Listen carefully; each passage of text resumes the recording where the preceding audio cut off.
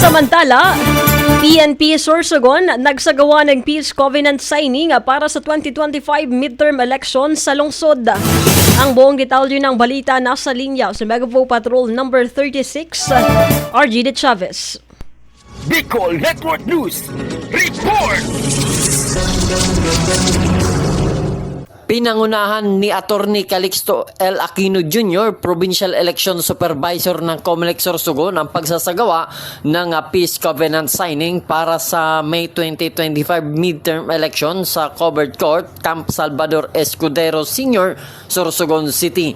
Ang aktibidad ay inisyatiba ng Sorsogon City Police Station at Police Provincial Office kasama ang ahensya ng gobyerno tulad ng Commission on Election, Philippine National Police, Department of Interior and Local Government, Armed Forces of the Philippines, Philippine Coast Guard, Philippine Information Agency, Department of Education, mga media personnel at mga barangay peacekeeping action team mula sa iba't ibang barangay ng lalawigan.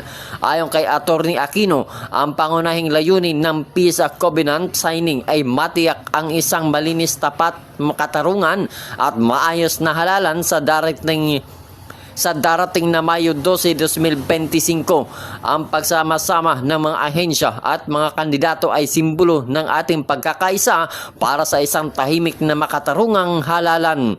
Samantala, ang mga lokal na politiko at iba pang mga kinatuwa ng komunidad ay nakaisa rin sa kaganapan bilang patunay ng kanilang pagsuporta sa adikain ng isang malinis na eleksyon sa pamamagitan ng Peace Covenant signing.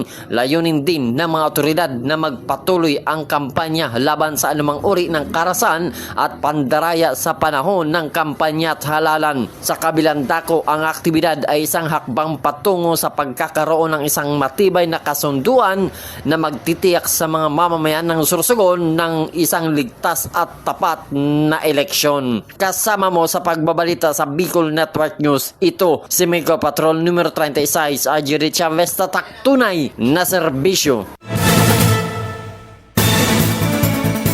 Maraming salamat, Mega